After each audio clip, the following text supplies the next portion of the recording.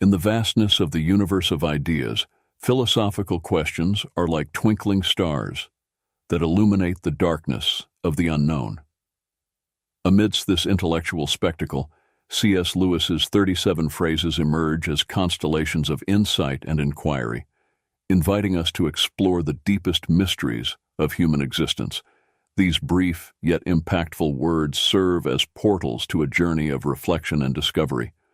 What do these phrases reveal about the nature of truth, morality, and life itself? How do they challenge us to rethink our own conceptions and delve into the depths of human thought? In this analysis, we will unravel the power of these C.S. Lewis phrases and explore the universal truths they reveal. 1. Everything changes, nothing ever stays the same. C.S. Lewis's quote addresses a fascinating and often paradoxical aspect of human experience: the nature of time and our perception of change. The first part of the statement, "Everything changes, nothing remains the same," reflects a fundamental truth in many aspects of life and the universe. From the laws of physics, which show that the universe is in a constant state of change and evolution, to transformations in society, technology, and our personal lives, change is a constant. The second part of the quote, "Isn't it funny how day by day nothing changes, but when you look back everything is different," speaks to how we perceive time and change in the short and long term. In day-to-day life, changes may seem insignificant or imperceptible because we are immersed in our routines, and the small daily variations do not seem to significantly alter the course of our lives. 2. There are far, far better things ahead than the ones you leave behind. This phrase by C.S. Lewis is an invitation to optimism and hope, encouraging us to look to the future with a positive perspective. The central idea is that, regardless of the losses or challenges we face, the future holds possibilities and joys that surpass what has been left behind. This thought can be particularly comforting in times of transition or loss, reminding us that closing one chapter in our lives makes room for the beginning of another, potentially more rewarding and enriching one. Lewis, with this statement, also touches on the transitory nature of life and the importance of not clinging excessively to the past or material things. Excessive attachment to what has been can prevent us from fully embracing new opportunities and experiences. The idea that the best is yet to come serves as a reminder to keep our minds and hearts open to the infinite possibilities the future holds. 3. Nothing in life ours to keep. This idea can be interpreted in various ways. In a material sense, it suggests that generosity and the act of sharing with others can enrich our own life experience, providing a sense of satisfaction and purpose that simple accumulation of material goods cannot offer. On a deeper level, it can be argued that only through generosity and altruism can we truly experience the richness of life, as it is in giving that we receive. Furthermore, Lewis may be touching on a broader spiritual or philosophical truth, where true freedom and fulfillment come from transcending selfishness and excessive attachment to worldly things. By opening ourselves to others and connecting to something greater than ourselves, we can find a sense of possession and belonging that is deeper and more enduring. 4. Give up yourself, and you will find your real self. This concept, often explored in spiritual and philosophical contexts, suggests that the true essence of who we are can only be found when we abandon the ego, superficial desires, and pretensions. Lewis is encouraging us to look beyond the layers of identity constructed by society, expectations, and our own ego. By giving up yourself, he refers to the act of setting aside these superficial layers to discover the true self that resides on a deeper level. This implies a process of detachment from material desires, selfish ambitions, and the relentless pursuit of external approval in order to connect with more authentic and enduring values. 5. Don't doubt your value. Don't run from who you are. Lewis suggests that our existence and essence have immense value simply because we are divine creations, regardless of how we compare ourselves to others or the ideals we may hold.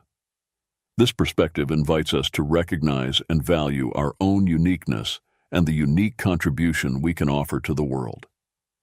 Furthermore, by stating, "Don't run from who you are," Lewis is encouraging us to confront and embrace our true nature, with all its imperfections and beauties. He suggests that authenticity and self-acceptance are essential for living a full and meaningful life. This acceptance is not just about recognizing our qualities, but also embracing our flaws and limitations, understanding that they are part of what makes us unique. 6. If you find in yourself desires which nothing in this world can satisfy, the only logical explanation is that you were made for another world. Lewis addresses the sensation, often experienced by many, that there is a kind of emptiness or longing within us that worldly joys and satisfactions cannot completely fill. This perception can lead to the conclusion that such insatiable desires point to a reality or existence beyond what is known and experienced in this physical world. The idea that we were made for another world suggests that human existence has a purpose and a meaning that extend beyond everyday life and earthly experiences. This view is rooted in many spiritual and religious traditions, which see life on earth as a journey or preparation for a higher or spiritual reality. 7. You don't have a soul. You are a soul. You have a body. Lewis is challenging the common perception that often prioritizes the physical and material, redefining human identity in a way that places the soul, or the spiritual essence, at the center. By stating that you are a soul, Lewis highlights the primacy and eternal importance of the soul compared to the physical body, which is temporary and transient. This view echoes many religious and philosophical traditions that see the body as a temporary vessel for the soul, which is the true essence of being. The idea that each of you will still be alive after the dissolution of the physical universe speaks to the belief in the continuity of the soul's existence beyond physical death. Lewis suggests that the true essence of who we are transcends the limitations of time and physical space, pointing to a spiritual reality that is eternal and unchanging. 8. Don't shine so others can see you. Shine so that, through you, others can see God.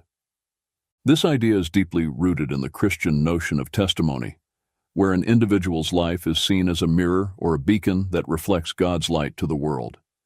Instead of seeking personal glory, Lewis suggests that we should aspire to live in such a way that our actions, words, and even our presence allow others to glimpse divinity, goodness, and truth that transcend our individual existence.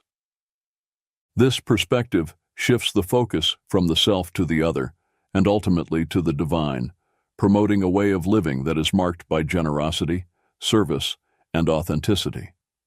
By shining not for our own enhancement, but to illuminate the path to God, we are called to an existence that values humility and altruism, recognizing that our greatest contribution may be to facilitate others in finding their own connection to the sacred. 9. Hardships often prepare ordinary people for an extraordinary destiny. Lewis suggests that challenges and adversities are not mere meaningless obstacles, but rather instruments of growth and preparation. Difficulties have the potential to transform us, shaping our character and refining our virtues in ways that prosperity and ease simply cannot. This process of growth through adversity is often what prepares us to take on larger roles and responsibilities, leading us to destinies that far surpass our initial circumstances. By mentioning that God allows these experiences of low points, Lewis is touching on the notion that there is a divine order and purpose behind life's events, even those that seem negative at first glance. The lessons learned through adversity are seen as essential to our spiritual and personal development, teaching us perseverance, compassion, humility, and dependence on a force greater than ourselves. The idea that God does not make anyone wait unless it is good for him to wait reflects a view that God's timing is perfect, even if we do not immediately understand it. Patience and waiting are seen not as emptiness or meaningless inactivity, but as an opportunity for internal growth and preparation for what is to come. Thus, Lewis encourages us to face difficulties and periods of waiting not as abandonments, but as integral parts of a larger plan that leads us to an extraordinary destiny. 10. Experience is the most brutal of teachers. By referring to experience as the most brutal of teachers, Lewis is underscoring the often harsh and unforgiving nature of real life as a vehicle for learning. Unlike theoretical or academic learning, experience educates us through successes, and more often through failures, losses, and challenges. These moments can be painful and difficult to endure, but they are also incredibly potent in forging character, resilience, and wisdom. The second part of the phrase, "but you learn, my God, do you learn," emphasizes the effectiveness of this type of learning. Despite its brutality, or perhaps because of it, the lessons learned through experience tend to be deeply internalized. The direct experience of consequences, whether positive or negative, engraves knowledge in a way that passive instruction rarely achieves. 11. Repeated failures are fingerposts on the road to achievement. In describing failures as fingerposts, Lewis suggests that each failure serves as a lesson and a guide, pointing towards adjustments and changes necessary in our approaches, strategies, or even in our understanding. These posts illuminate the way, offering critical insights that help us navigate the path towards our goals. The idea of failing forward is particularly powerful. It implies that each failure, instead of pushing us backward, actually propels us forward, bringing us closer to success.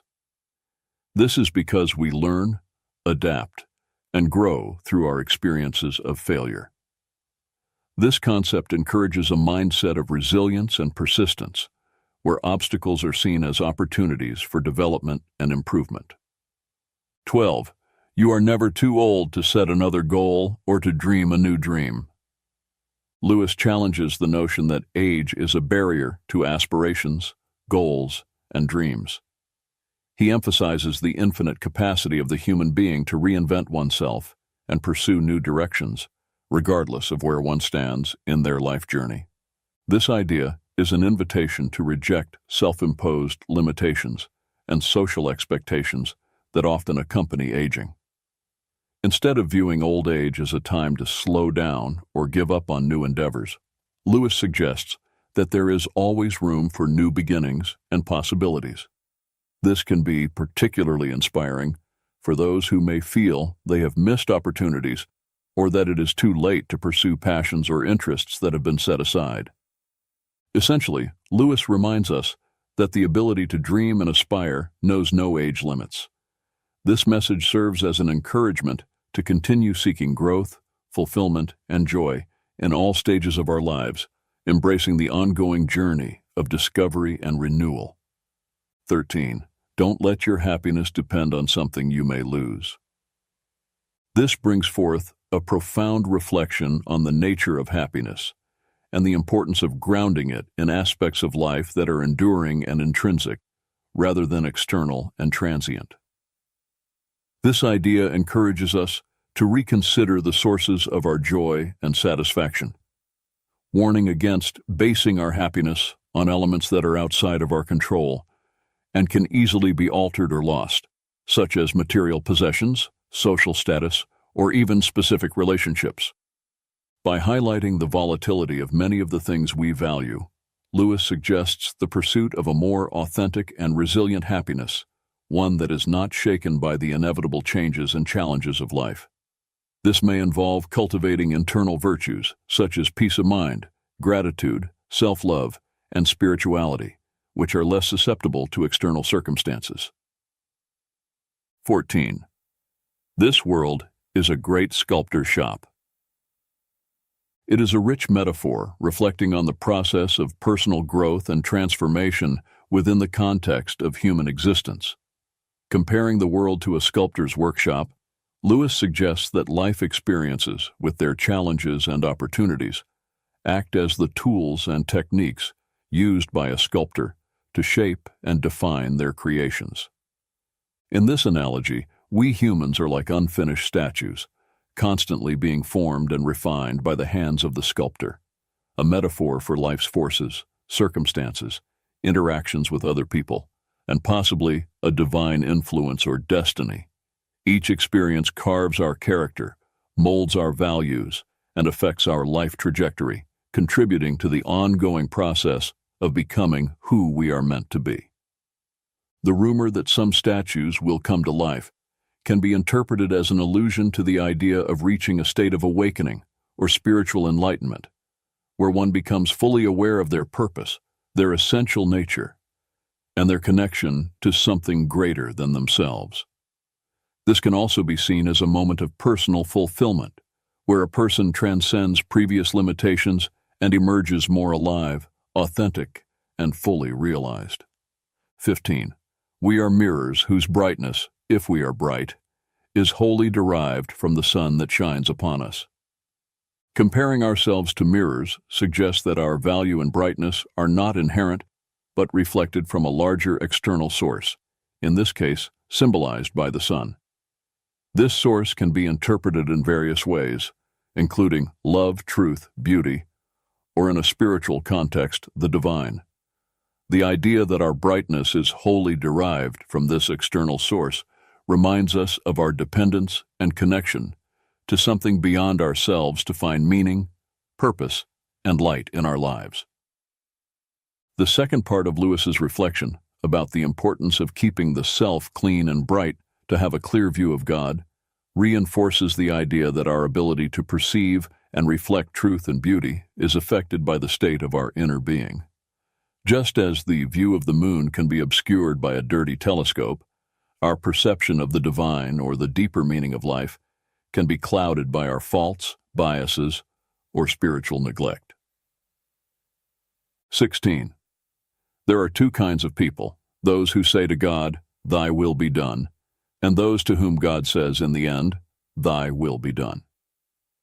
Lewis delineates a fundamental division between those who choose to submit to divine will and those who insist on following their own path, regardless of divine guidance. By saying, "Thy will be done," an individual expresses a willingness to align with God's purposes and plans, placing God's wisdom and authority above their own preferences and desires.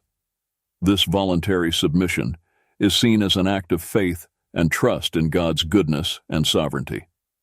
On the other hand, when God says, "Thy will be done" to an individual, Lewis suggests that God grants that person the freedom to choose their own path, even if that path leads to separation from God. This is an expression of divine justice and respect for human freedom, allowing the natural consequences of a person's choices to unfold. 17. C.S. Lewis's reflection. I have no duty to be anyone's friend, and no man in the world has a duty to be mine. No claims, no shadow of necessity. Friendship is unnecessary, like philosophy, like art, like the universe itself, for God did not need to create. It has no survival value. Rather, it is one of those things which give value to survival, addresses the nature and value of friendship in a deeply contemplative manner. Lewis is highlighting that friendship, unlike basic needs such as food and shelter, is not essential for our physical survival. However, he argues that it is precisely this unnecessariness that elevates friendship, philosophy, art, and the universe to something that transcends mere functionality or utility. Friendship is valued not for its usefulness, but for its ability to enrich the human experience, adding a layer of meaning, joy, and depth to life that goes beyond mere survival. By stating that there is no duty in friendship, Lewis also suggests that true relationships should not be based on obligations or expectations, but rather on a free and mutual choice to share life, thoughts, and moments. This underscores authenticity and voluntariness as essential aspects of meaningful friendships.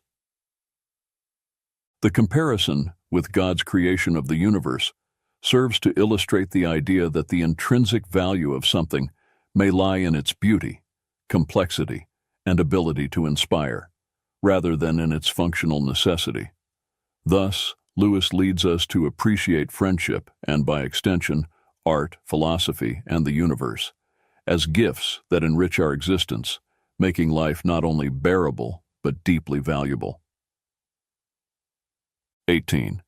You will never make a good impression on other people until you stop thinking about what sort of impression you are making. Lewis suggests that conscious effort to shape how we are seen often has the opposite effect, leading to a perception of inauthenticity or excessive effort. This reflection encourages us to adopt a more genuine and less calculated approach in social interactions. When concern about the impression we are making is replaced by authenticity and being present in the moment, we are more likely to truly connect with others. This is because authenticity promotes an openness and vulnerability that are essential for meaningful human relationships. Additionally, excessive concern about image can distract us from listening and engaging meaningfully with others, as we are more focused on how we are being perceived than on the interaction itself. By releasing the need to control others' perception, we make space to be ourselves, which is often more attractive and impressive than any carefully constructed persona. 19. To love at all is to be vulnerable.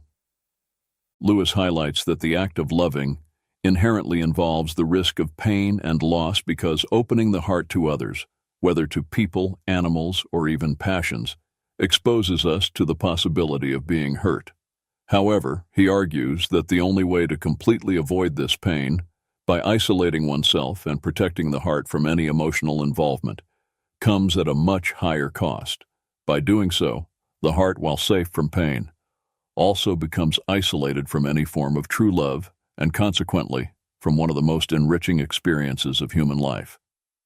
The paradox presented by Lewis is that in attempting to shield the heart from any harm by making it unbreakable and impenetrable, we actually render it unredeemable.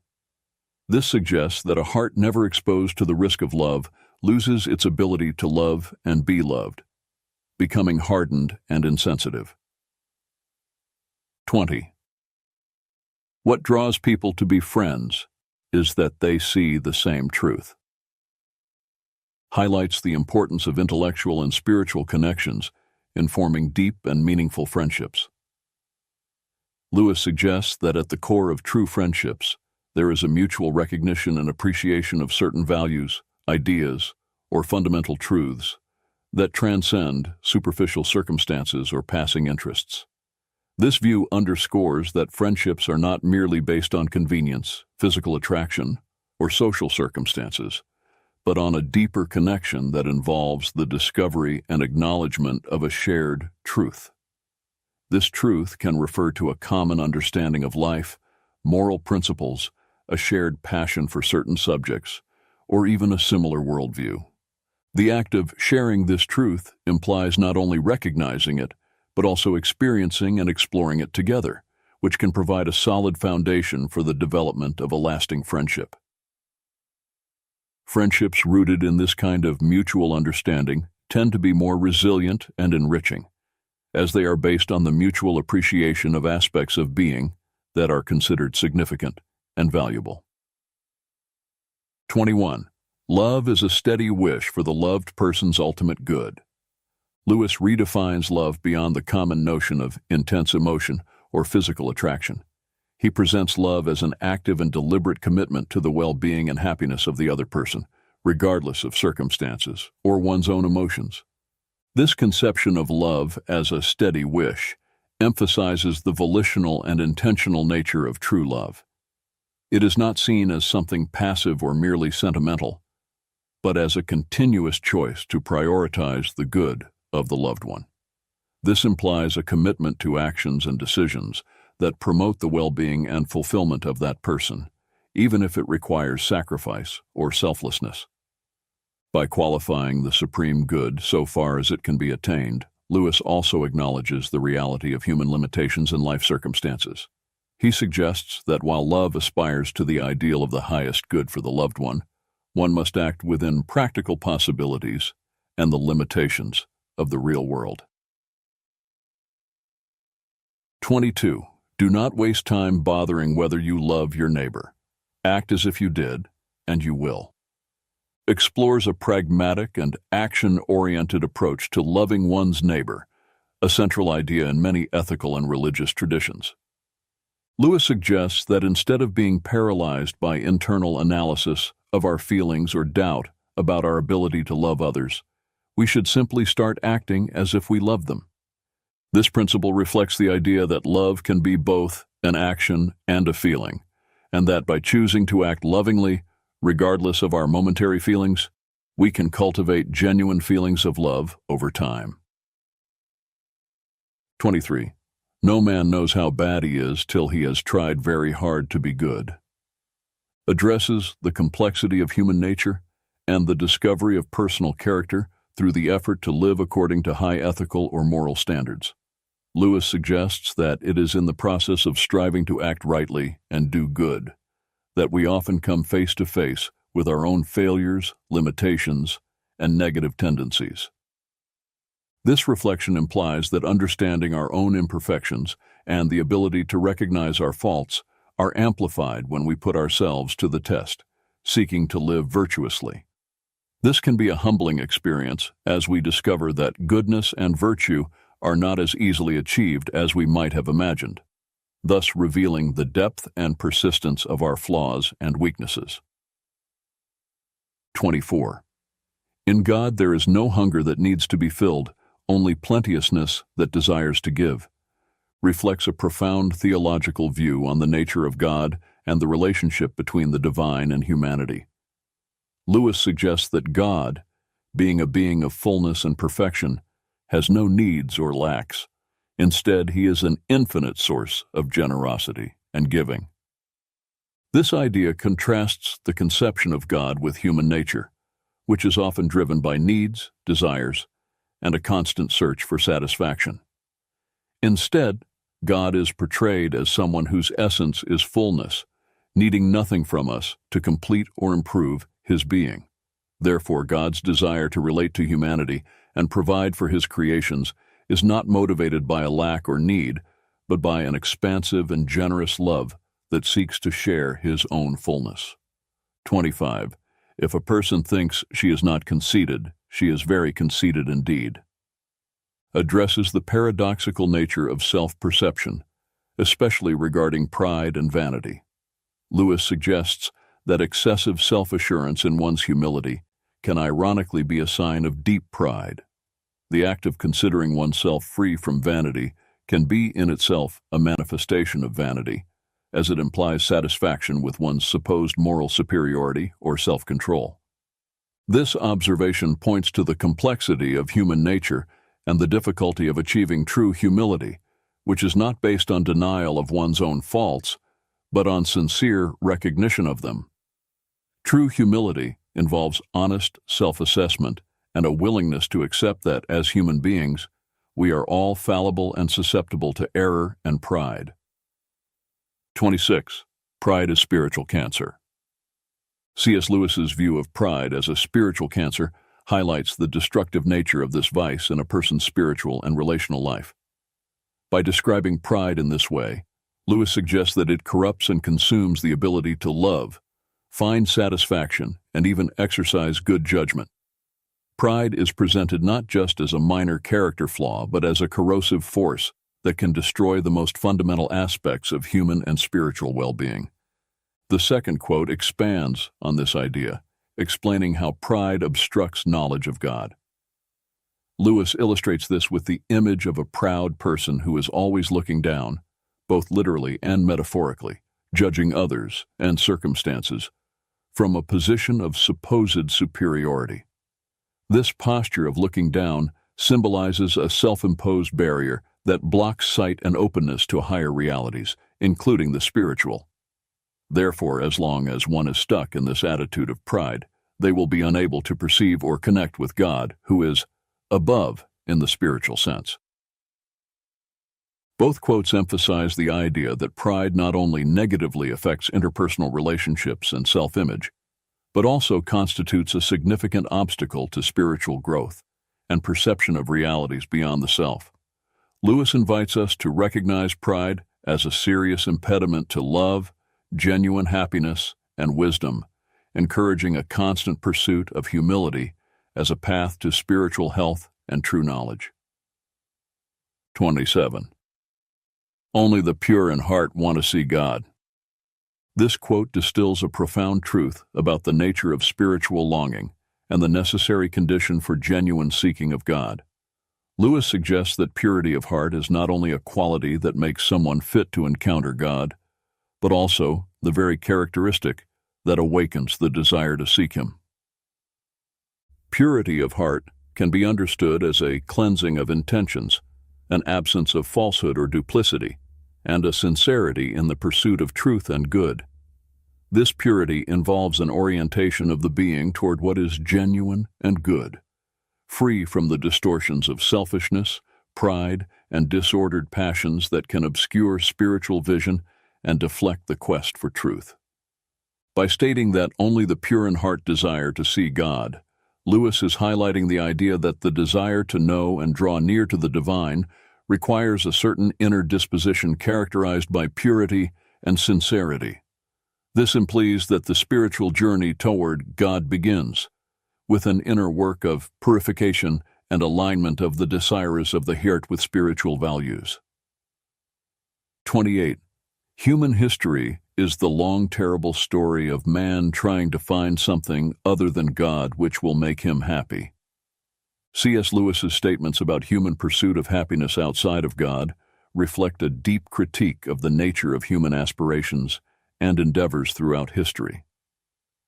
Lewis suggests that the relentless quest for satisfaction in earthly things, whether wealth, power, pleasure, or status, is futile, as true happiness and peace cannot be found apart from God.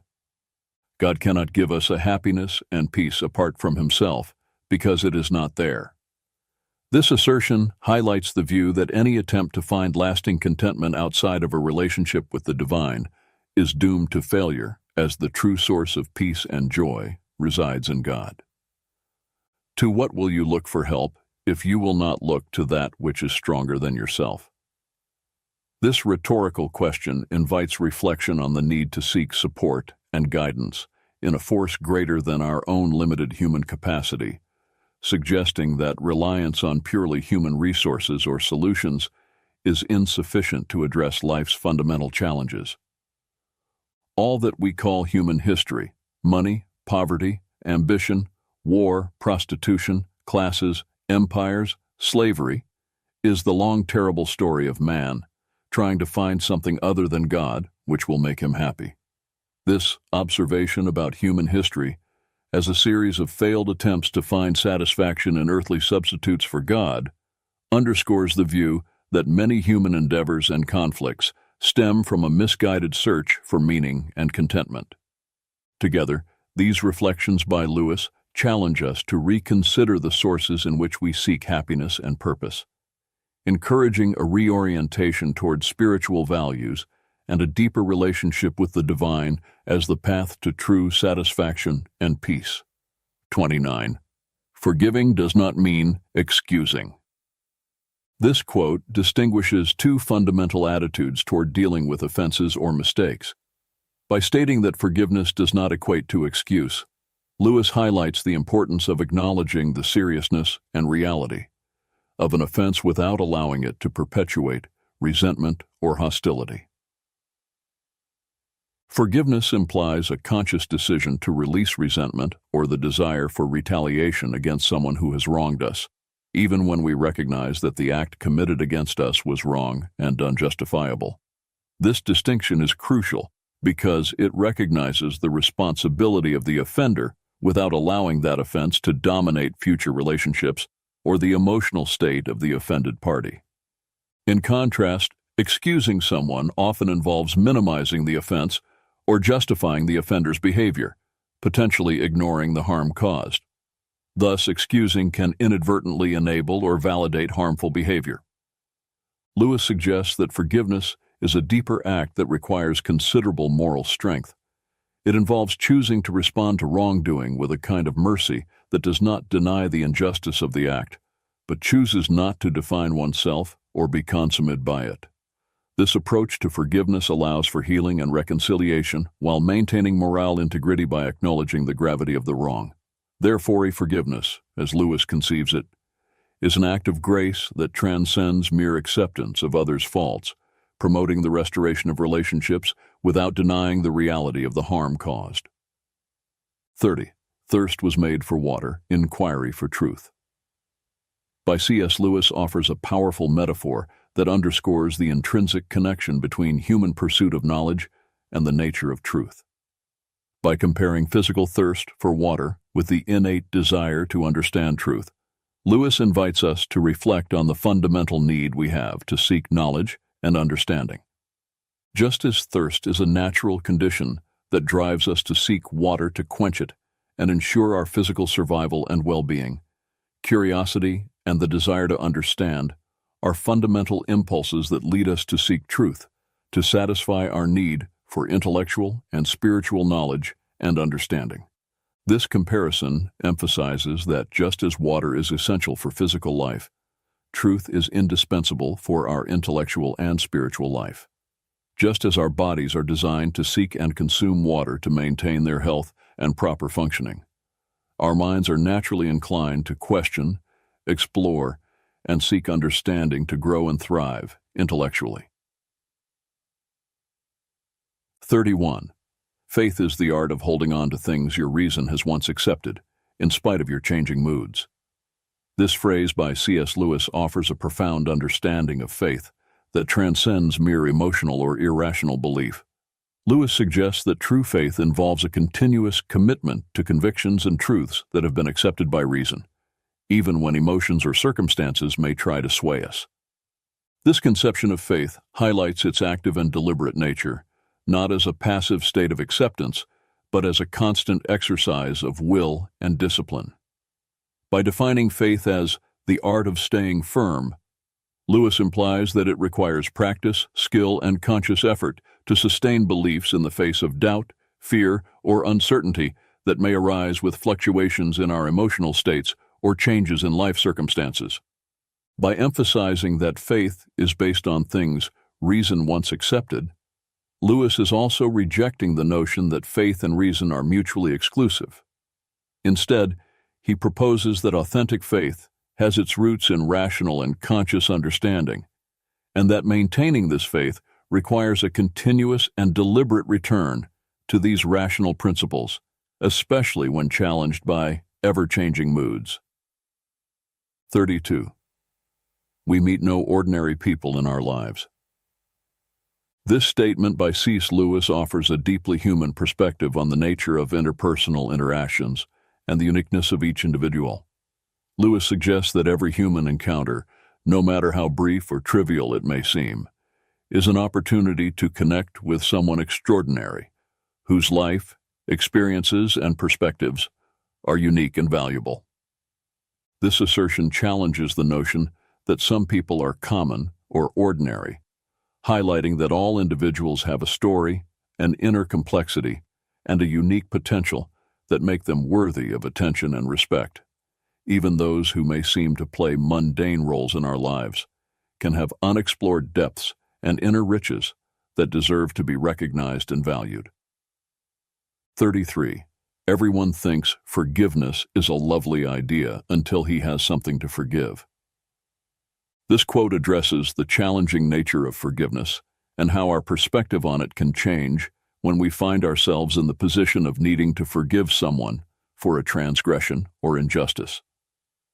Initially, many people may agree that forgiveness is a noble and desirable virtue, recognizing its moral value and the emotional benefits it can bring to both the aggressor and the offended party. However, when confronted with the reality of a situation where they have been hurt or harmed by someone else, the act of forgiveness can become much more difficult than they imagined. This quote highlights the human tendency to idealize forgiveness when we are not directly involved in situations of conflict or hurt. However, when we are faced with the real need to forgive someone who has hurt us, we may discover that forgiveness is a complex and painful process that challenges our emotions, self-image, and values. 34. Integrity is doing the right thing, even when no one is watching. This quote highlights the importance of acting in accordance with our values and principles, regardless of the presence of supervision or the potential for reward or punishment.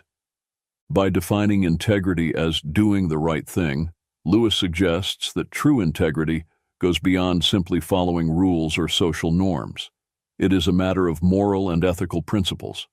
This implies making choices based on what is morally correct, even if it is easier or more advantageous to act otherwise.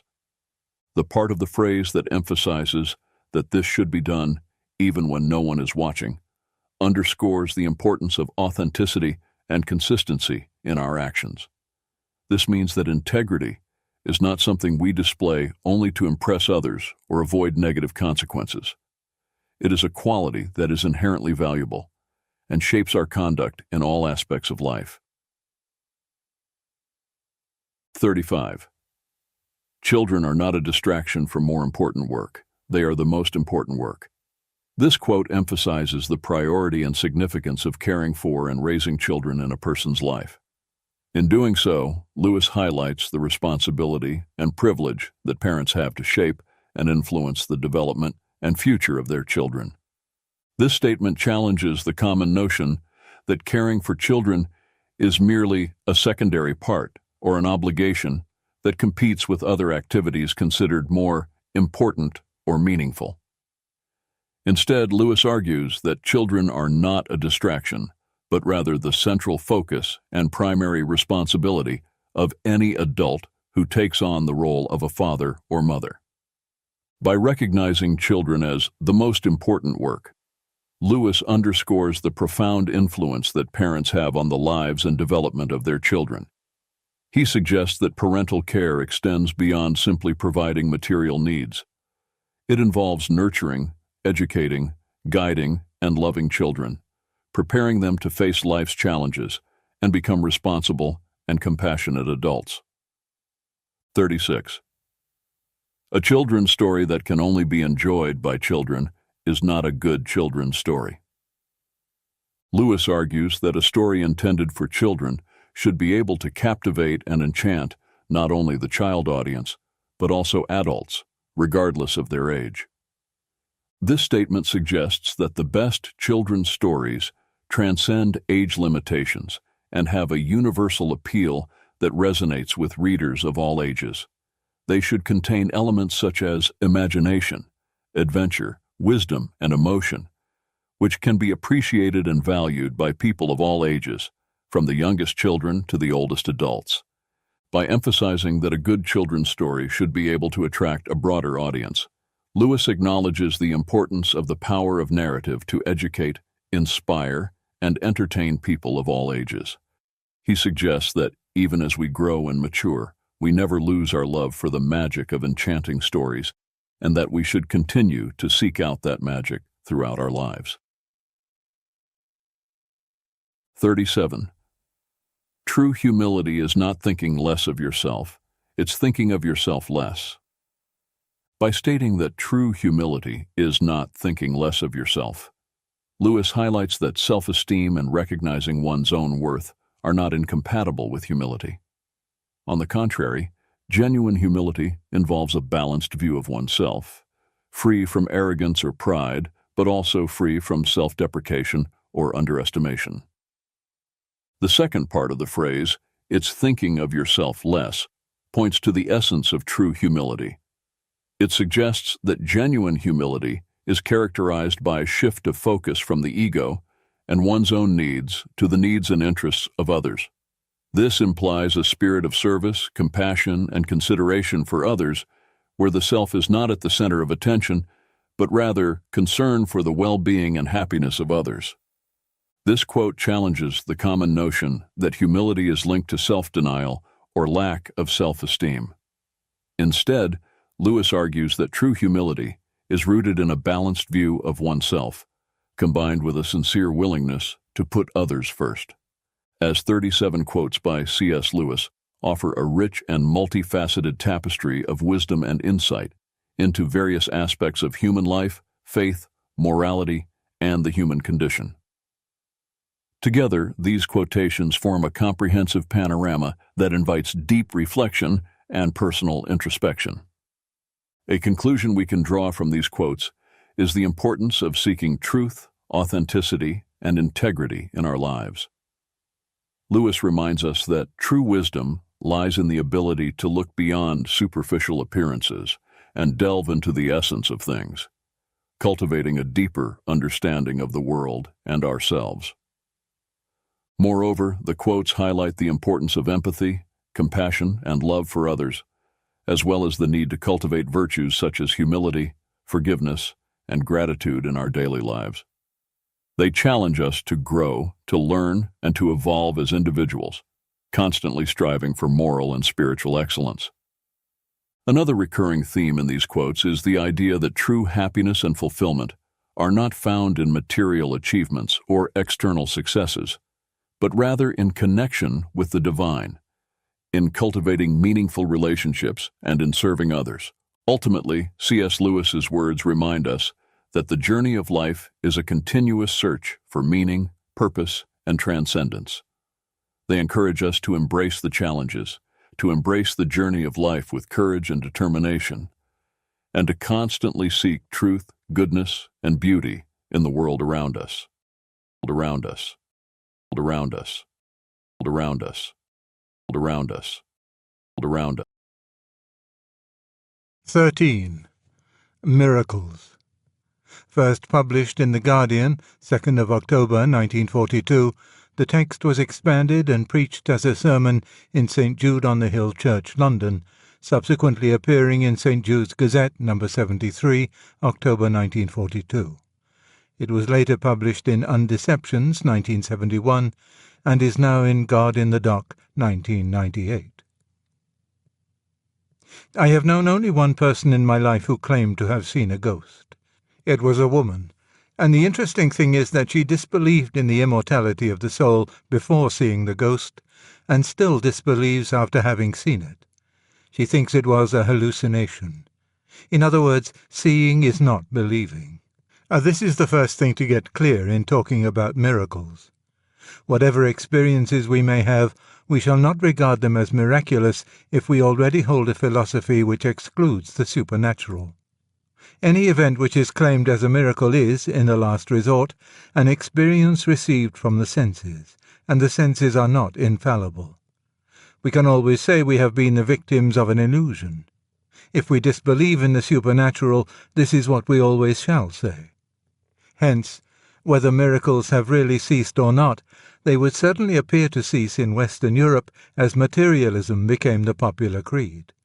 For let us make no mistake, if the end of the world appeared in all the literal trappings of the apocalypse, the modern materialist saw with his own eyes the heavens rolled up, Revelation chapter 6, verse 14, and the great white throne appearing, chapter 20, verse 11. If he had the sensation of being himself hurled into the lake of fire, chapter 19, verse 20, chapter 20, verses 10, 14, and 15, chapter 21, verse 8, he would continue forever in that lake itself, to regard his experience as an illusion, and to find the explanation of it in psychoanalysis or cerebral pathology. Experience by itself proves nothing. If a man doubts whether he is dreaming or waking, no experiment can solve his doubt, since every experiment may itself be part of the dream. Experience proves this or that or nothing according to the preconceptions we bring to it.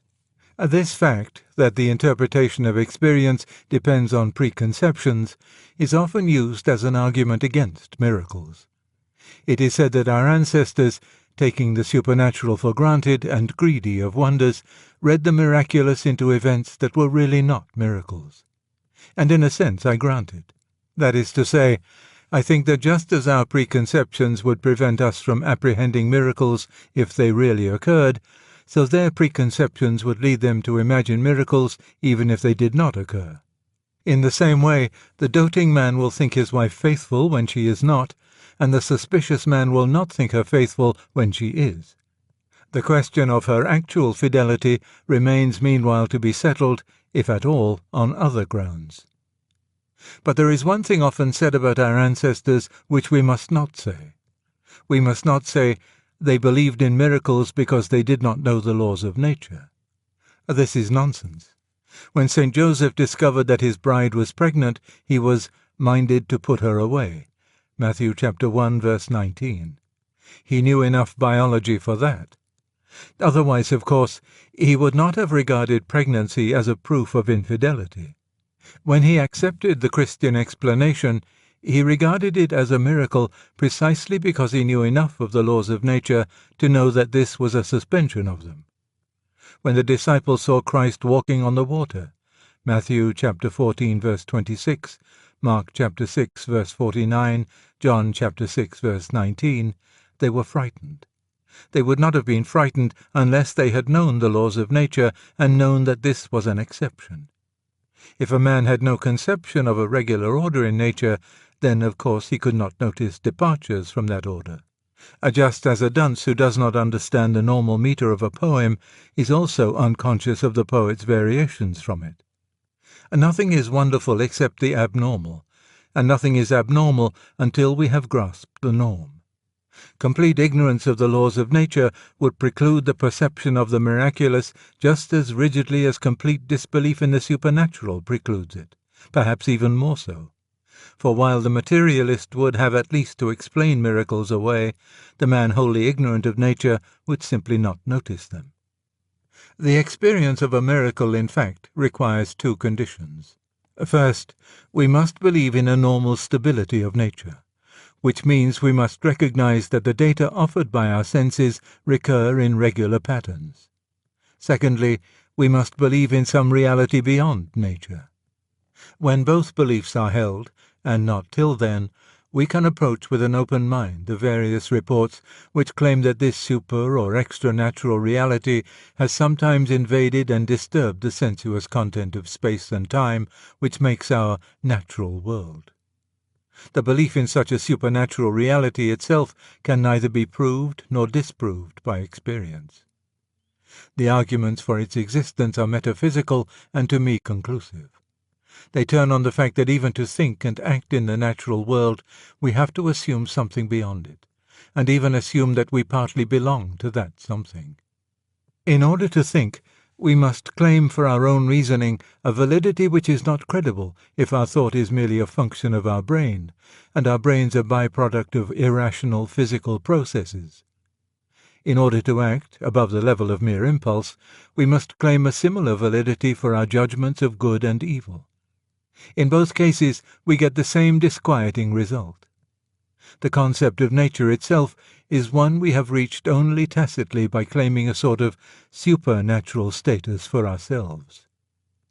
If we frankly accept this position and then turn to the evidence, we find, of course, that accounts of the supernatural meet us on every side.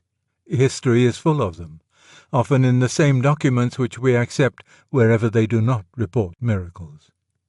Respectable missionaries report them not infrequently. The whole Church of Rome claims their continued occurrence. Intimate conversation elicits from almost every acquaintance at least one episode in his life which is what he would call queer or rum. No doubt most stories of miracles are unreliable, but then, as anyone can see by reading the papers, so are most stories of all events. Each story must be taken on its merits. What one must not do is to rule out the supernatural as the one impossible explanation. Thus you may disbelieve in the Mons angels because you cannot find a sufficient number of sensible people who say they saw them. But if you found a sufficient number, it would, in my view, be unreasonable to explain this by collective hallucination. For we know enough of psychology to know that spontaneous unanimity in hallucination is very improbable. And we do not know enough of the supernatural to know that a manifestation of angels is equally improbable. The supernatural theory is the less improbable of the two. When the Old Testament says that Sennacherib's invasion was stopped by angels, 2 Kings chapter 19 verse 35, and Herodotus says it was stopped by a lot of mice who came and ate up all the bowstrings of his army, an open-minded man will be on the side of the angels. Unless you start by begging the question, there is nothing intrinsically unlikely in the existence of angels, or in the action ascribed to them. but mice just don't do these things. A great deal of skepticism now current about the miracles of our Lord does not, however, come from disbelief of all reality beyond nature. It comes from two ideas which are respectable but I think mistaken. In the first place, modern people have an almost aesthetic dislike of miracles. Admitting that God can, they doubt if he would. To violate the laws he himself has imposed on his creation seems to them arbitrary, clumsy, a theatrical device only fit to impress savages, a solecism against the grammar of the universe.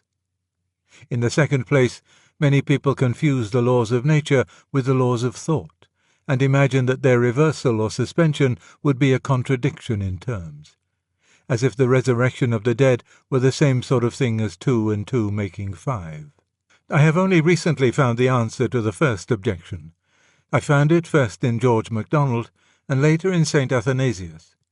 This is what St. Athanasius says in his little book on the Incarnation.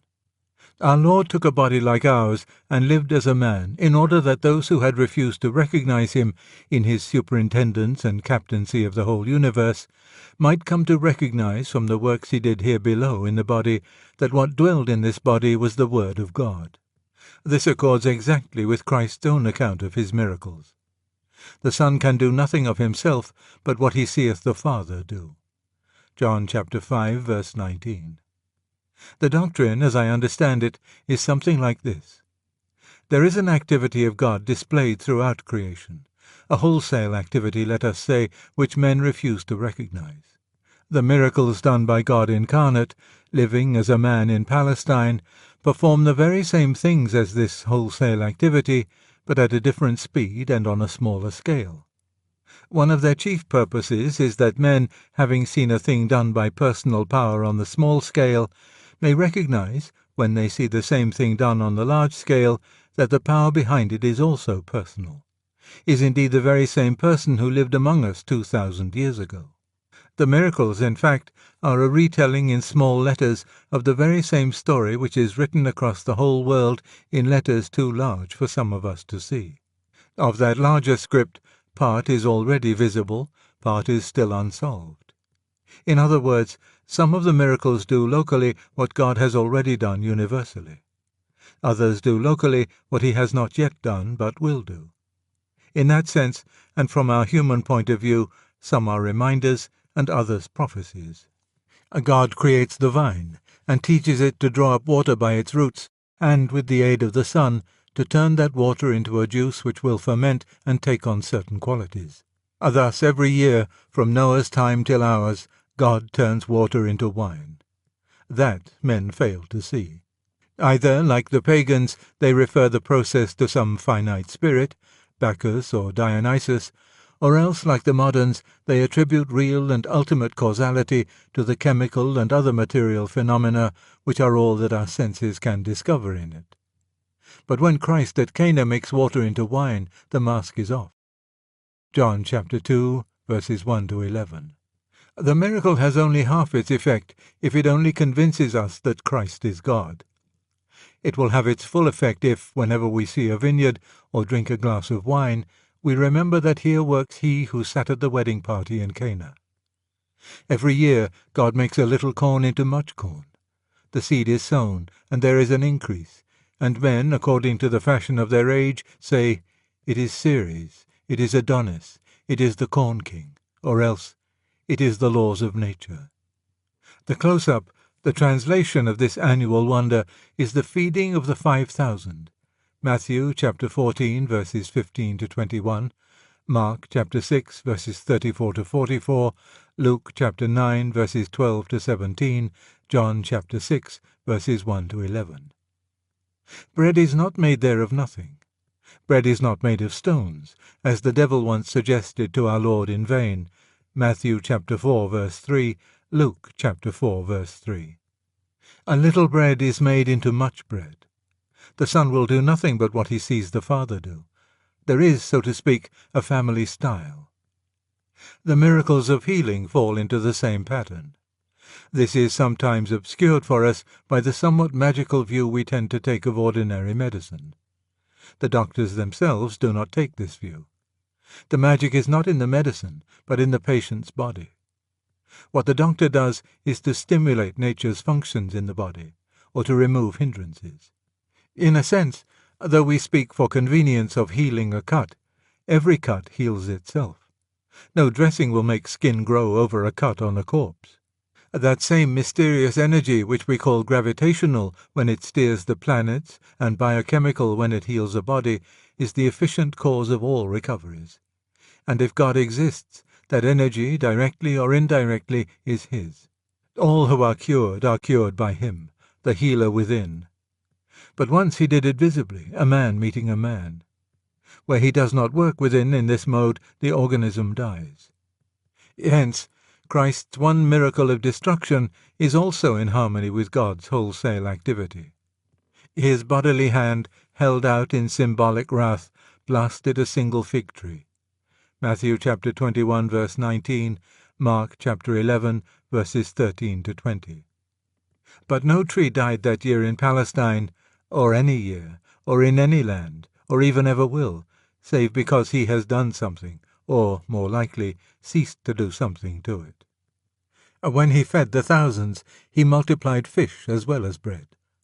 Look in every bay and almost every river. This swarming, pulsating fecundity shows He is still at work. The ancients had a god called Genius, the god of animal and human fertility, the presiding spirit of gynecology, embryology, or the marriage bed, the genial bed as they called it after its god Genius. As the miracles of wine and bread and healing showed who Bacchus really was, who Ceres, who Apollo, and that all were one, so this miraculous multiplication of fish reveals the real Genius. And with that we stand at the threshold of the miracle which, for some reason, most offends modern ears. I can understand the man who denies the miraculous altogether. But what does one make of the people who admit some miracles but deny the virgin birth? Is it that for all their lip service to the laws of nature, there is only one law of nature that they really believe?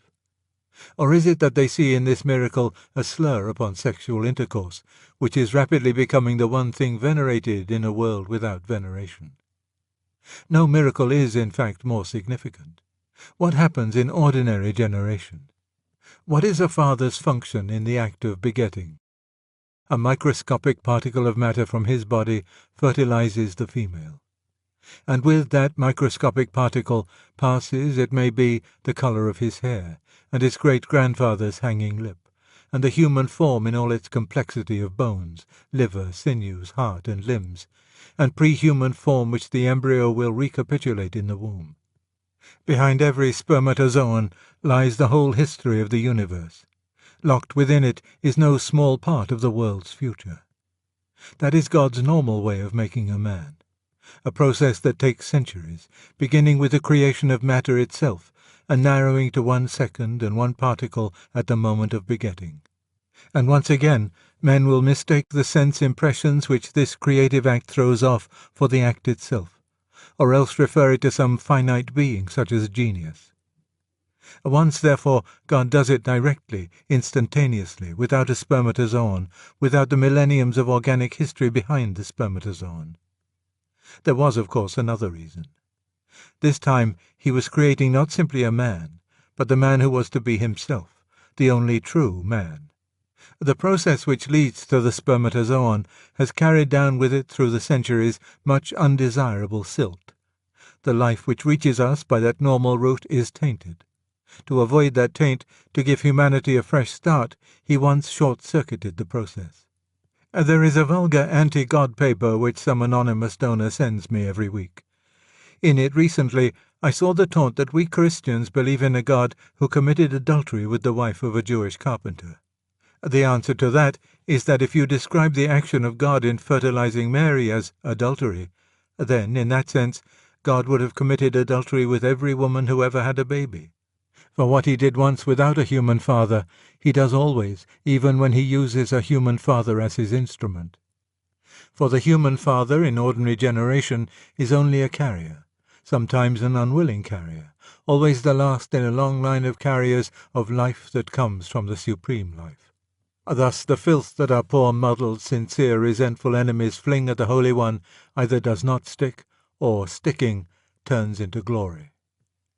So much for the miracles which do, small and quick, what we have already seen in the large letters of God's universal activity.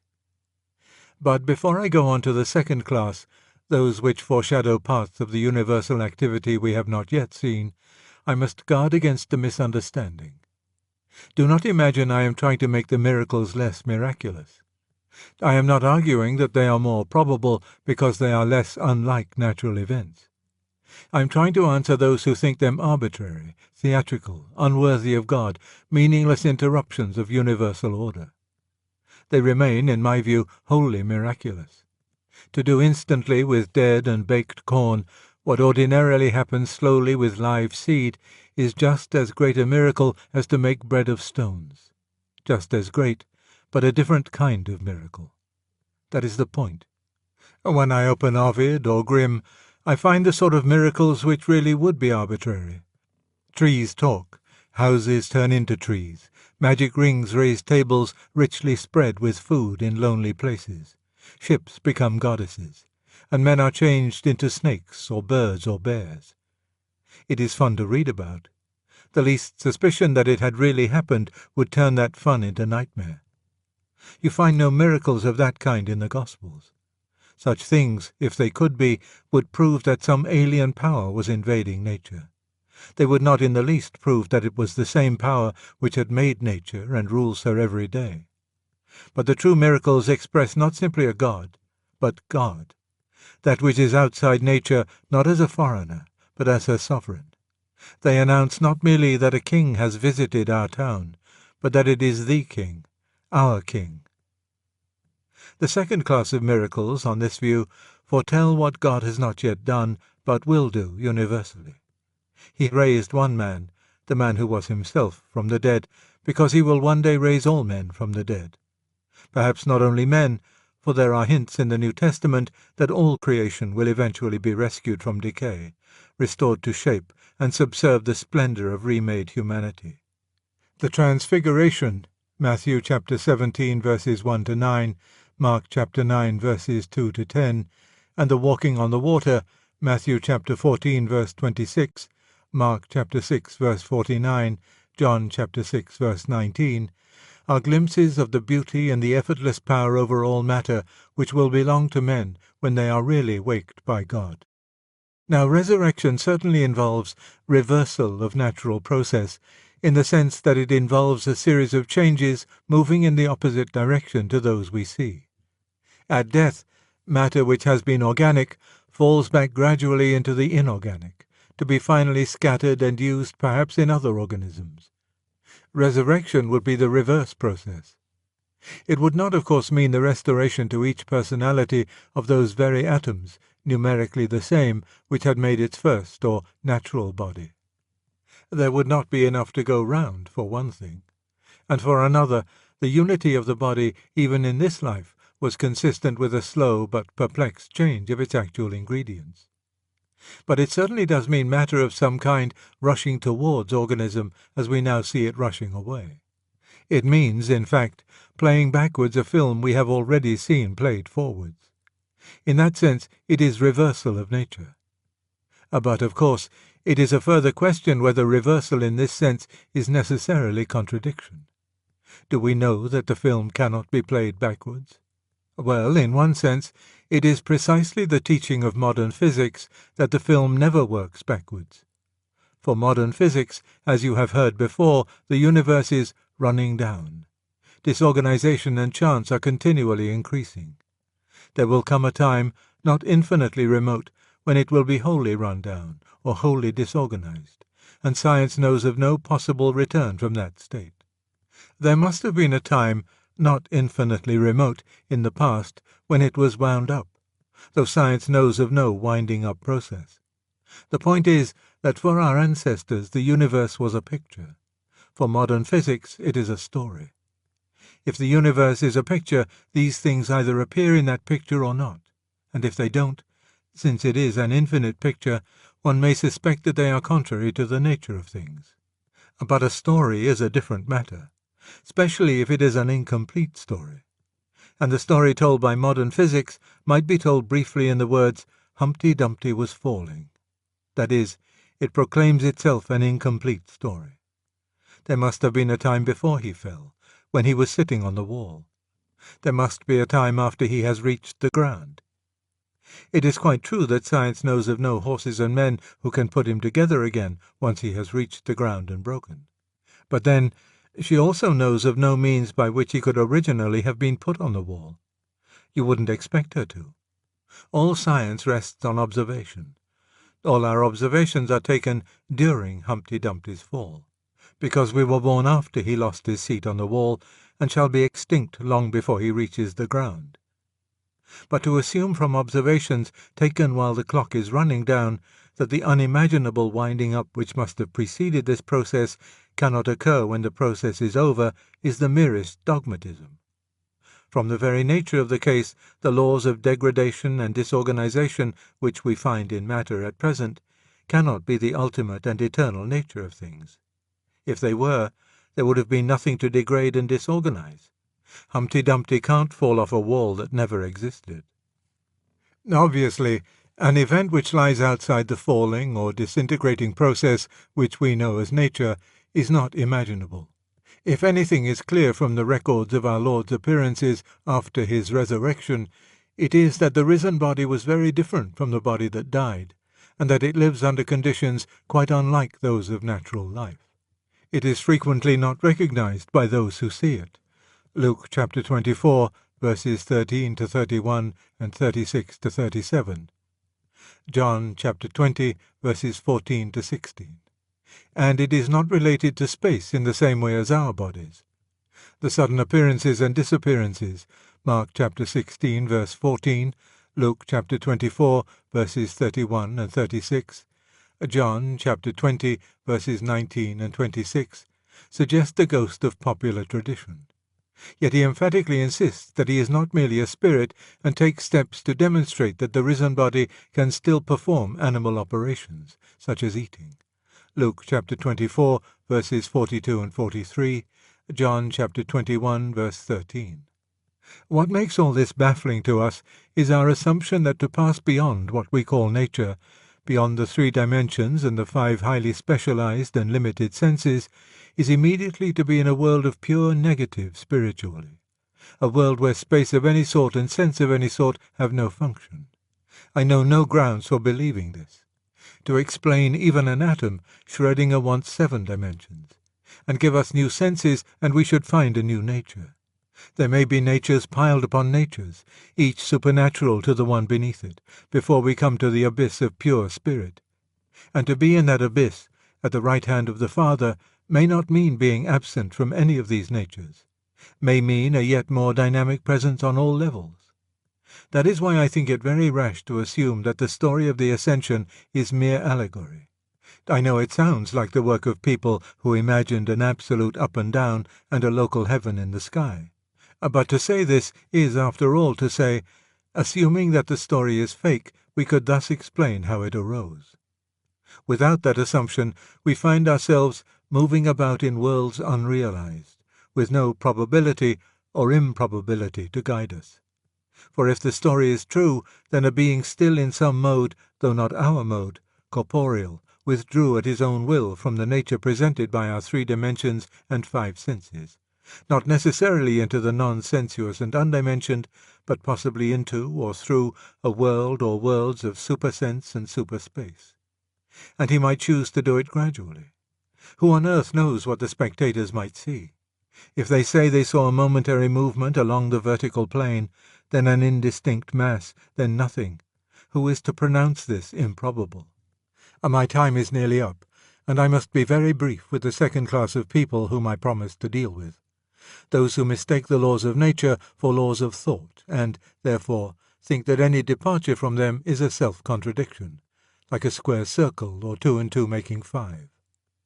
To think this is to imagine that the normal processes of nature are transparent to the intellect, that we can say why she behaves as she does. For, of course, if we cannot see why a thing is so, then we cannot see any reason why it should not be otherwise. But in fact, the actual course of nature is wholly inexplicable. I don't mean that science has not yet explained it, but may do someday. I mean that the very nature of explanation makes it impossible that we should even explain why matter has the properties it has. For explanation, by its very nature, deals with a world of ifs and ands. Every explanation takes the form, since A, therefore B, or if C, then D. In order to explain any event, you have to assume the universe as a going concern, a machine working in a particular way. Since this particular way of working is the basis of all explanation, it can never be itself explained. We can see no reason why it should not have worked a different way. To say this is not only to remove the suspicion that miracle is self-contradictory, but also to realize how deeply right St. Athanasius was when he found an essential likeness between the miracles of our Lord and the general order of nature. Both are a full stop for the explaining intellect. If the natural means that which can be fitted into a class, that which obeys a norm, that which can be paralleled, that which can be explained by reference to other events, then nature herself as a whole is not natural. If a miracle means that which must simply be accepted, the unanswerable actuality which gives no account of itself but simply is, then the universe is one great miracle. To direct us to that great miracle is one main object of the earthly acts of Christ. They are, as he himself said, signs. Matthew chapter 12, verse 39, chapter 16, verse 4, chapter 24, verses 24 and 30, Mark chapter 13, verse 22, chapter 16, verses 17 and 20, Luke chapter 21, verses 11 and 25. They serve to remind us that the explanations of particular events which we derived from the given, the unexplained, the almost willful character of the actual universe are not explanations of that character. These signs do not take us away from reality, they recall us to it, recall us from our dream world of ifs and ands to the stunning actuality of everything that is real. They are focal points at which more reality becomes visible than we ordinarily see at once. I have spoken of how he made miraculous bread and wine, and of how, when the Virgin conceived, he had shown himself the true genius whom men had ignorantly worshipped long before. It goes deeper than that. Bread and wine were to have an even more sacred significance for Christians, and the act of generation was to be the chosen symbol among all mystics for the union of the soul with God. These things are no accidents. With him there are no accidents. When he created the vegetable world, he knew already what dreams the annual death and resurrection of the corn would cause to stir in pious pagan minds. He knew already that he himself must so die and live again, and in what sense, including and far transcending the old religion of the Corn King. He would say, "This is my body," Matthew chapter 26, verse 26, Mark chapter 14, verse 22, Luke chapter 22, verse 19, 1 Corinthians chapter 11, verse 24. Common bread, miraculous bread, sacramental bread. These three are distinct, but not to be separated. Divine reality is like a fugue. All his acts are different, but they all rhyme or echo to one another. It is this that makes Christianity so difficult to talk about. Fix your mind on any one story or any one doctrine, and it becomes at once a magnet to which truth and glory come rushing from all levels of being. Our featureless pantheistic unities and glib rationalist distinctions are alike defeated by the seamless yet ever-varying texture of reality, the liveness, the elusiveness, the intertwined harmonies of the multidimensional fertility of God. But if this is the difficulty, it is also one of the firm grounds of our belief. To think that this was a fable, a product of our own brains as they are a product of matter, would be to believe that this vast symphonic splendor had come out of something much smaller and emptier than itself. It is not so. We are nearer to the truth in the vision seen by Julian of Norwich, when Christ appeared to her holding in his hand a little thing like a hazelnut, and saying, "This is all that is created." And it seemed to her so small and weak that she wondered how it could hold together at all.